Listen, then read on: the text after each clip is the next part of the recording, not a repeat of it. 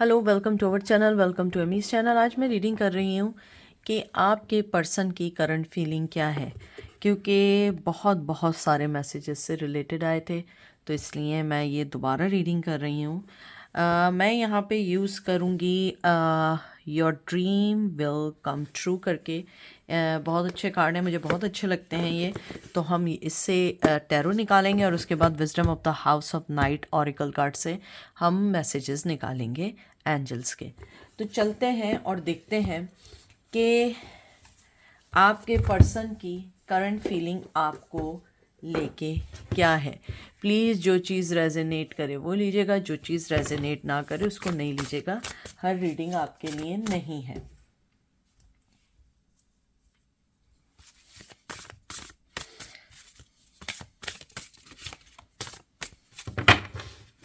मुझे जो मैंने अभी कार्ड्स पकड़े हैं उसको देख के लगता है कि आप लोग बहुत अरसे से नो कांटेक्ट में हैं, और अगर कांटेक्ट में भी हैं तो इतनी क्लियर कम्युनिकेशन नहीं है जिस वजह से आप इंक्वायरी करने आए हो।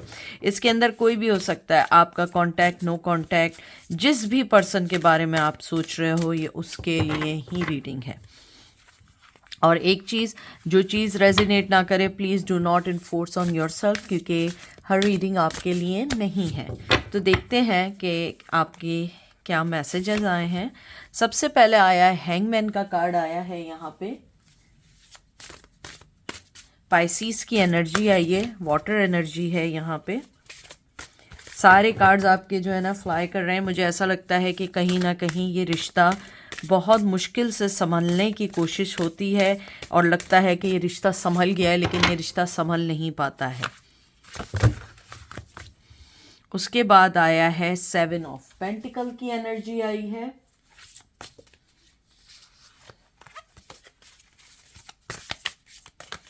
टॉरस की एनर्जी है। और उसके बाद आया है नाइट ऑफ कप की एनर्जी है, कैंसर, स्कॉर्पियो, पाइसेस।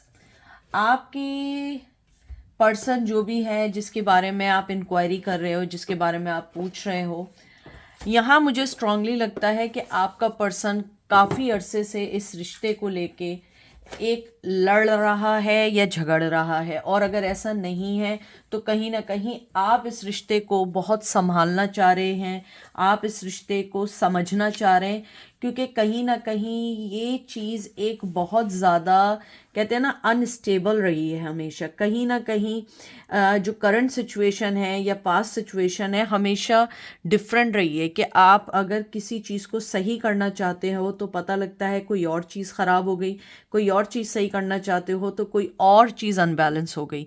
ये रिश्ता हेल्दी कभी नहीं रहा है। करंट फीलिंग को देख के मुझे यहाँ लगता है कि आप लोगों ने इस पर्सन को बिल्कुल अपनी लाइफ से नो एंट्री का सिग्नल दे दिया है। आपने उस रिश्ते को ख़त्म करने की कोशिश की है उनकी नज़र में, चाहे आपके लिए आप उनके बारे में सोचते हो।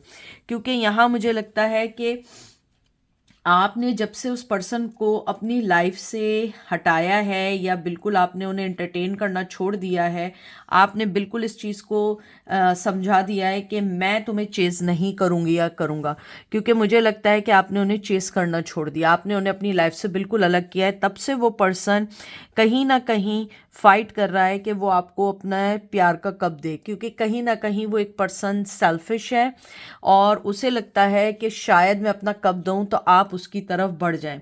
7 ऑफ अर्थ या 7 ऑफ पेंटिकल एक पेशेंस का कार्ड है।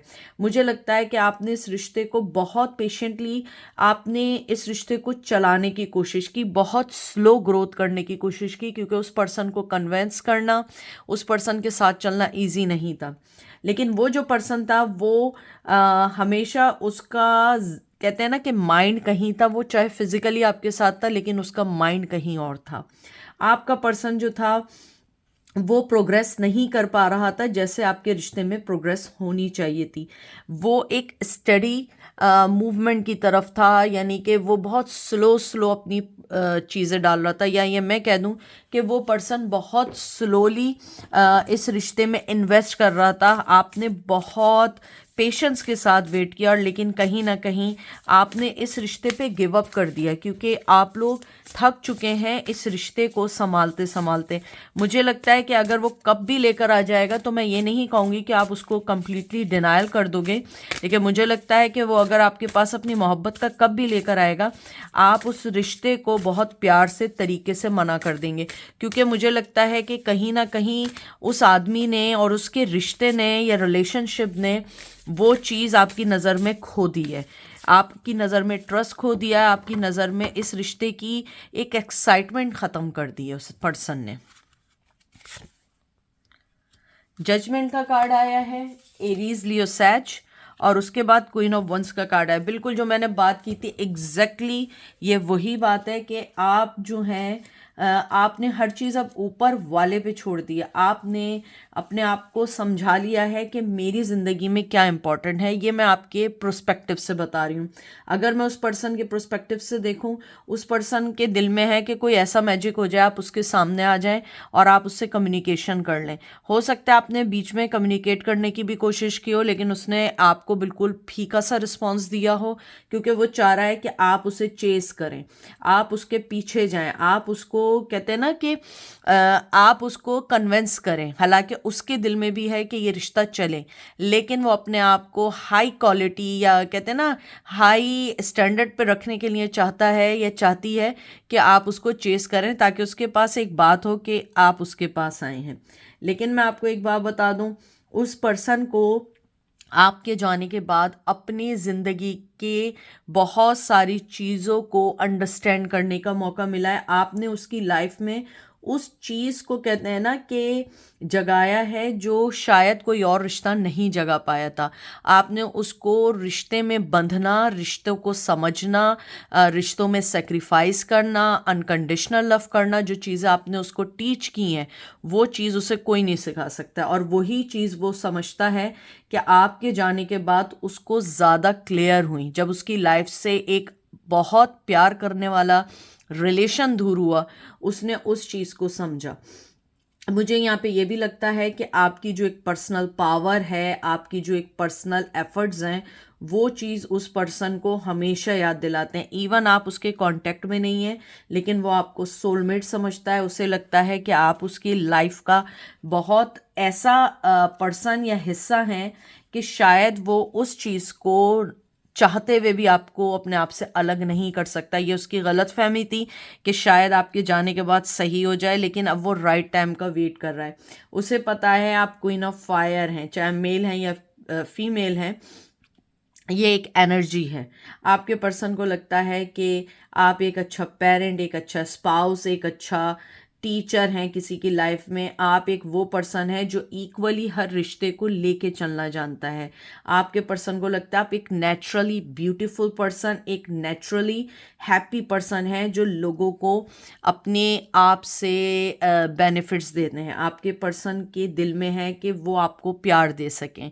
शायद वो चीज़ वो पहले नहीं दे पाए, लेकिन अब उन्हें लगता है कि वो आपको प्यार देना चाहते हैं, लव देना चाहते हैं, आपको पे ट्रस्ट करते हैं। शायद पहले ट्रस्ट इशू थे, ट्रस्ट नहीं करते थे, लेकिन उन्हें लगता है कि आप इतना अच्छा पर्सन है कि आप किसी के साथ भी रह के उसकी ज़िंदगी को वाइसली या कहते हैं ना काउंसलिंग करके आप उसकी लाइफ को चेंज कर सकते हैं।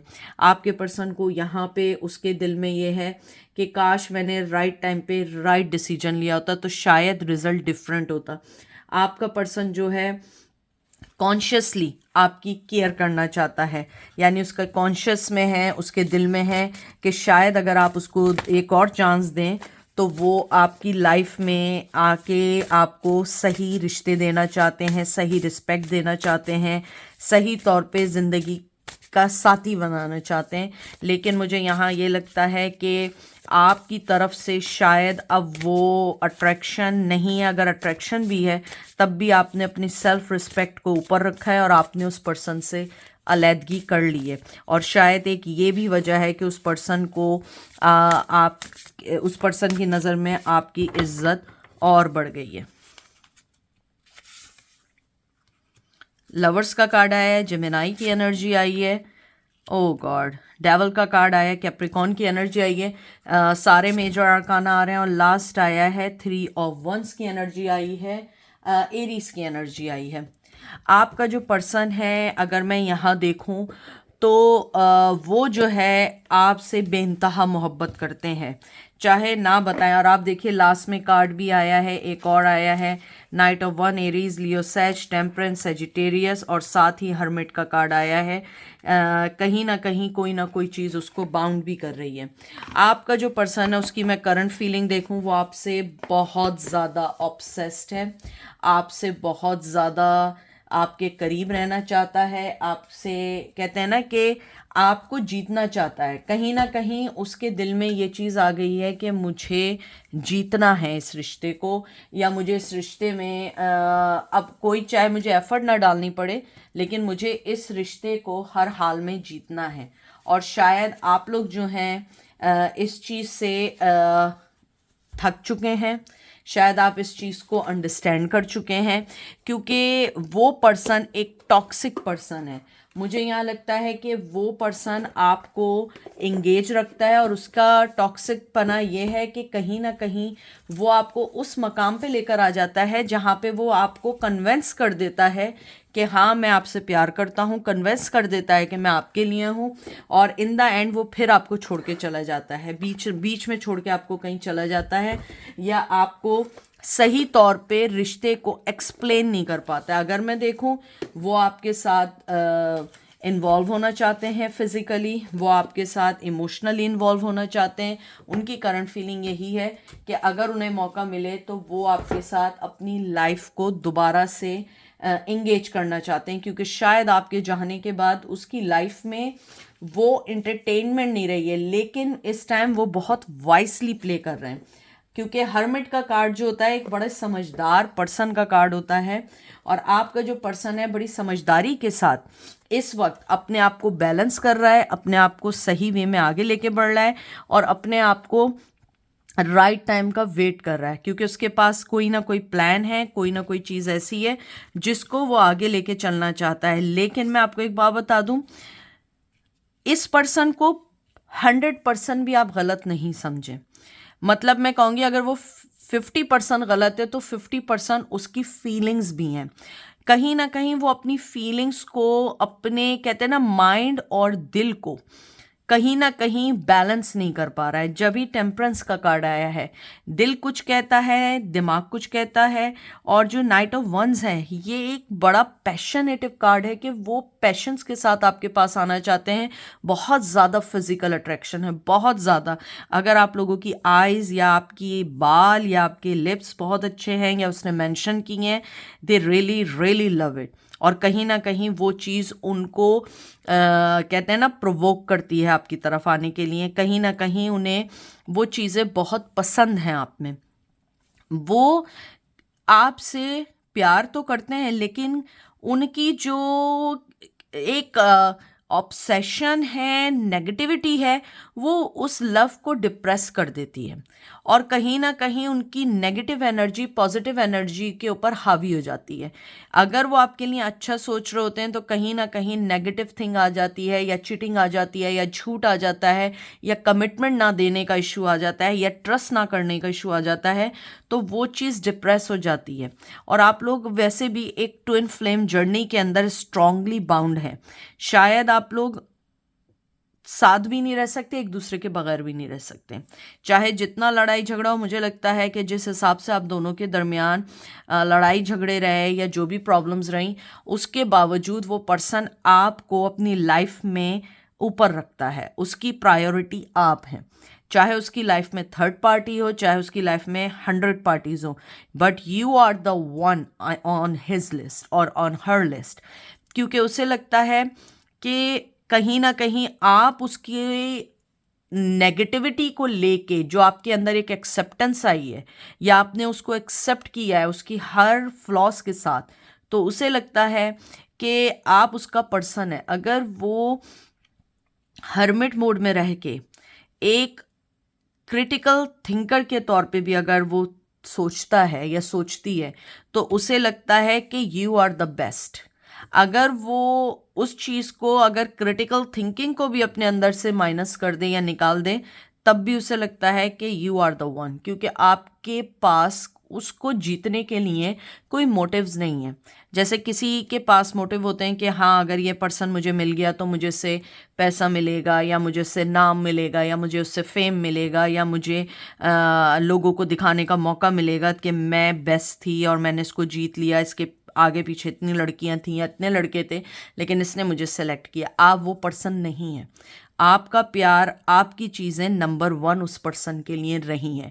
और मैं यहाँ बता दूं कि करंट फीलिंग के अंदर ही और she respect your love, he और शी एडमायर योर एफर्ट्स, और कहीं ना कहीं they are thinking whenever they will back, जब भी आएगा वो वापस, या जब भी आएगी वो वापस, वो आपको अब किसी के साथ नहीं जाने देंगे, कहीं पे भी आपको शेयर नहीं होने देंगे, कहीं पे भी आपको अपनी लाइफ से सेपरेट नहीं होने देंगे, क्योंकि उन्हें लगता है कि शायद ज़िंदगी में यही एक डेस्टिन है, यही ऊपर वाले का इंसाफ है, या ऊपर वाले ने आपको चुना है उसके लिए। इसीलिए वो अपने आप को बैलेंस पर्सन करना चाह रहे हैं, इसीलिए वो हर्मिट मोड में। मुझे लगता है नो कम्युनिकेशन कहीं ना कहीं उनकी तरफ से भी है, और वो अपने आप को सेट करना चाहते हैं। अब देखते हैं एंजल आपको क्या मशवरा देते हैं आपकी सिचुएशन में।